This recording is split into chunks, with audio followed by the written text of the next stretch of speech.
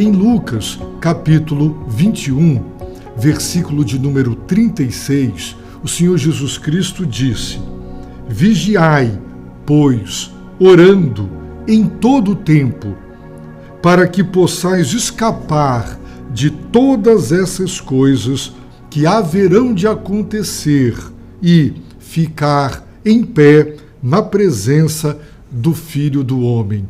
Jesus falou-nos sobre o seu retorno com poder e grande glória, a volta do Filho do Homem. O coração do Evangelho é a pregação das duas manifestações de Jesus Cristo. A primeira manifestação celebramos no Natal, que não apenas celebra o nascimento de Cristo, mas a própria encarnação de Deus. Deus se fez homem para ir à cruz do Calvário, pagar pelos pecados de cada um de nós. Ele é o Salvador, ele veio buscar e salvar o perdido. Em sua primeira manifestação, veio como Salvador, mas haverá, ele prometeu e ele profetizou o seu retorno, a sua segunda manifestação, agora com poder e grande glória, na qualidade de juiz de toda a terra, para julgar toda a humanidade. E Jesus disse que este seu retorno será precedido com os poderes do céu, as estrelas, o sol, a lua abalados, angústia, perplexidade, terror e desmaios na terra em virtude do pânico por conta dos acontecimentos cósmicos que gerarão, sim, o fim do planeta Terra, o fim da vida humana, o fim de toda a espécie de vida que há no planeta Terra. A Igreja, quando perceber estes sinais, não deverá ficar angustiada, os discípulos de Cristo não deverão ficar perplexos. Sim, os convertidos, os crentes, os cristãos não deverão desmaiar de terror, mas erguer a cabeça em sinal de esperança e devem exultar com grande alegria, porque é chegada a hora do retorno do Filho do Homem, do Filho de Deus, de Jesus Cristo, e todo olho verá. Será um retorno universal. Toda a terra, não terá um único ser humano em qualquer canto deste planeta que não veja o Filho do Homem voltando com poder e grande glória. Sim, ele disse que o céu passará, a terra passará, a humanidade passará, as suas palavras nunca. Se você não dá crédito às palavras de Cristo, suas promessas e profecias, porque você não crê na divindade dele, portanto na autoridade, na fidedignidade do Evangelho, que é uma palavra digna de toda aceitação, eu lamento, mas isso será desastroso para você. Por isso o Ministério Palavra da Cruz prega o Evangelho, para que você conheça as palavras do Filho de Deus e se converta, porque não há esperança a não ser nele. Após anunciar tudo isso, então Jesus deixou dois imperativos. O primeiro imperativo: cuidai de vós mesmos. O verbo está no tempo presente, na voz ativa, é um imperativo, portanto, cuidem-se e não parem de cuidar-se. Não é um conselho, não é uma advertência, é sim uma ordem, é um imperativo. Cuidem-se. Sabe para quê? Para que o vosso coração não se encha de devassidão, embriaguez e preocupações desta vida. Se isso acontecer, se o vosso coração ficar cheio, dominado, controlado e escravizado por estas coisas, sabe o que acontecerá? Aquele dia, o dia da volta de Cristo, do retorno do Filho de Deus, ele vos surpreenda, disse Jesus, como uma armadilha. Assim como uma cilada e uma armadilha, ela não é percebida pelas pessoas distraídas, também as pessoas que estiverem distraídas, porque seus corações estão dominados pela devassidão, pela embriaguez e as preocupações da vida, não perceberão todas as evidências de que o fim chegou. E como vimos na live passada, mesmo que você não faça parte da geração que estará viva no momento e por ocasião da volta de Cristo, mais cedo ou mais tarde você morrerá e irá ao encontro. Assim, portanto, você precisa cuidar de si mesmo. O segundo imperativo, no verso 36, Jesus disse: vigiai. Também está no modo imperativo, é uma ordem. Volto a enfatizar, não é alternativa, não é conselho, não é sugestão, é ordem, é mandamento. Jesus está ordenando a quem lhe dá crédito, seus discípulos, sua igreja: vigiai. E não pare de vigiar, vigiai continuamente. Vigiar significa não dormir, conservar-se, manter-se acordado. O que se espera dos militares é que eles estejam 24 horas de olhos nos radares, porque se algum avião entrar no nosso espaço aéreo, no nosso mar ou na nossa terra, eles possam detectar e imediatamente defender.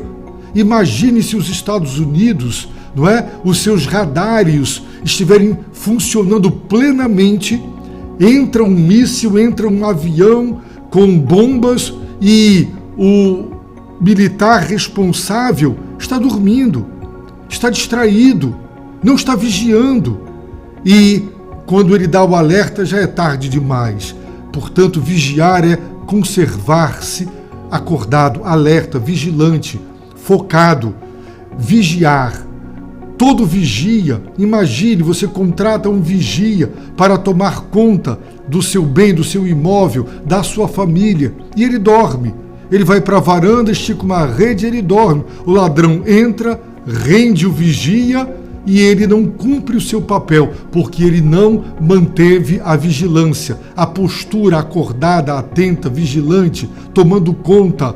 Qualquer detalhe, qualquer barulho, ele está ali, atento, pronto para entrar em ação. E é isso que Jesus está dizendo: vigiai, fiquem acordados, não se deixem entorpecer, não fiquem embriagados, devassidão, preocupações da vida. Elas irão distraí-los, você ficará entorpecido, você ficará sonolento e não se dará conta do que está acontecendo. Então a ordem de Jesus é: vigiai. Sabe como? Disse Jesus: orando em todo o tempo. Portanto, o que nós cristãos devemos fazer todo o tempo todo? Vigiar, contínua e ininterruptamente. Como devemos vigiar? Disse Jesus: orando em todo o tempo. Em todo o tempo significa o tempo todo. Significa que se estivermos vivendo o tempo das vacas gordas, quando tudo está indo de vento em popa, tudo dando certo na nossa vida, não podemos prescindir da oração, o que acontece com muita gente. Está dando tudo certo, está tudo bacana, está tudo legal, tudo indo bem, e ele simplesmente para de orar. Ou o tempo das vacas magras, da dor, da aflição, da adversidade. E a pessoa se abate e diz: não tenho cabeça, não estou em condições emocionais, não consigo focar na oração. Jesus está dizendo: não existe tempo que justifique parar de orar. Orando, sem cessar, o tempo todo. Então, no tempo bom, no tempo ruim, no tempo da alegria, no tempo da tristeza. Em todo o tempo, orando. Para quê? Para combater. Oração é arma de guerra. Orar contra o mal. Orar contra os malfeitores. Orar para não cair na tentação do descuido, da apatia, da negligência. E quando isso acontece, disse Jesus, você deixa de cuidar de si mesmo, da sua vida espiritual, da vida espiritual da sua família. E o que acontece? Inevitavelmente o coração se enche de devassidão, de embriaguez e das preocupações da vida. Então é orar para não se descuidar, orar para não entrar e não cair em tentação, orar contra Satanás, contra o inimigo, contra os seus ardis, as suas ciladas astutas, a sua sagacidade. Nós temos que ser um povo guerreiro, guerreiro de oração. Então, vigiando e orando é uma dobradinha. Não basta vigiar e não orar. Também você está orando e não está vigiando. São as duas coisas. Isso tem que ser o nosso dia a dia. Isso tem que ser a nossa rotina. Nós não podemos parar de vigiar e não podemos parar de orar. Fazendo assim, estaremos obedecendo o imperativo de cuidai de vós mesmos. É assim que se cuida de cada um de nós e da nossa família, da nossa igreja e do Evangelho. E sabe com que propósito? Vejam bem, o que devemos fazer? Vigiar.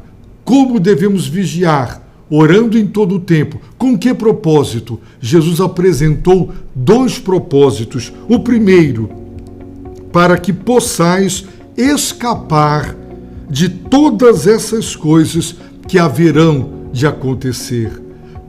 O que ele quer dizer com todas essas coisas? Tudo o que acontecerá por ocasião do seu retorno com poder e grande glória. Sinais do sol, na lua, nas estrelas, os poderes do céu abalados, pavor, pânico, terror na face da terra, a volta do Filho de Deus, o juízo final, a prestação de contas. Nós seremos julgados pelo justo juiz. Então, para escapar de todas estas coisas, porque aquele dia será o dia da ira, o dia da volta de Cristo, também segundo o Novo Testamento, é o dia de Cristo, é o dia do Senhor, é o dia da vingança de Deus, é o dia da ira, da manifestação plena da ira. A ira de Deus já está se manifestando agora contra toda a impiedade dos homens, mas é uma manifestação ainda parcial. Mas ela se manifestará em plenitude e finalisticamente nesse dia. E Jesus está dizendo, vigie e ora para que possais, tenhas poder, força, capacidade. Para quê? Para escapar de todas essas coisas. E em segundo lugar, para que possais ficar em pé na presença do Filho de Deus. O que significa isso? Quando ele voltar, a igreja não tem que desmaiar de terror, angustiada e perplexa. Ela ergue a cabeça, ela exulta, ela celebra, ela fica de pé. Isso significa que ela tem convicção da sua salvação e de que ela foi salva pelo sacrifício de Cristo, da ira de Deus e das consequências terrenas e eternas do pecado. É interessante porque Jesus disse em Mateus 24, versículo 13, mas quem perseverar até o fim será salvo. Sim, para que possais, disse Jesus, ficar em pé. Quem perseverar até o fim será salvo, ficará em pé quando Jesus voltar.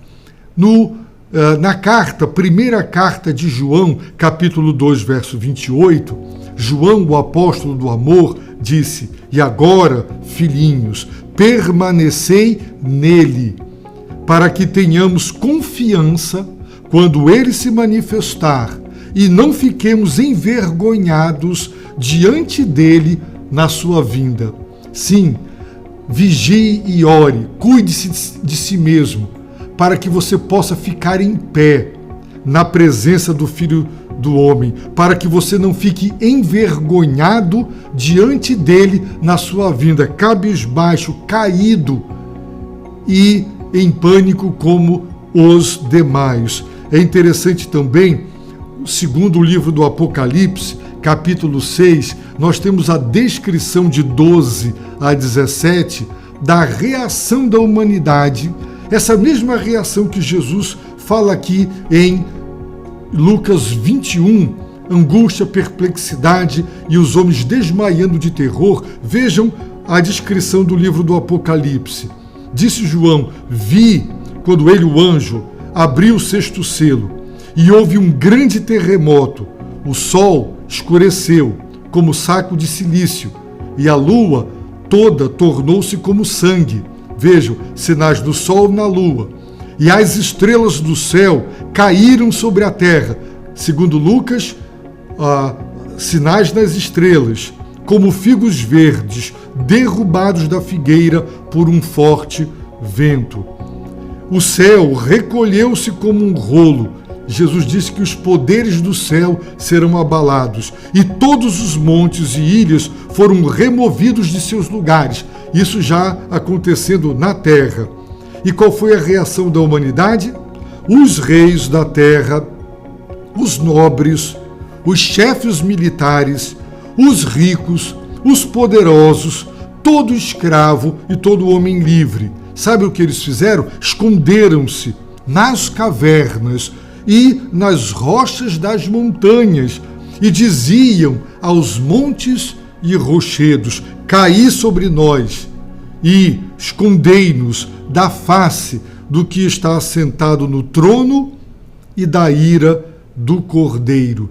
Por quê? Porque chegou o grande dia da ira deles. Quem pode subsistir? Sim, para que você seja capaz e tenha forças para ficar de pé na presença do Filho do Homem, você precisa se converter.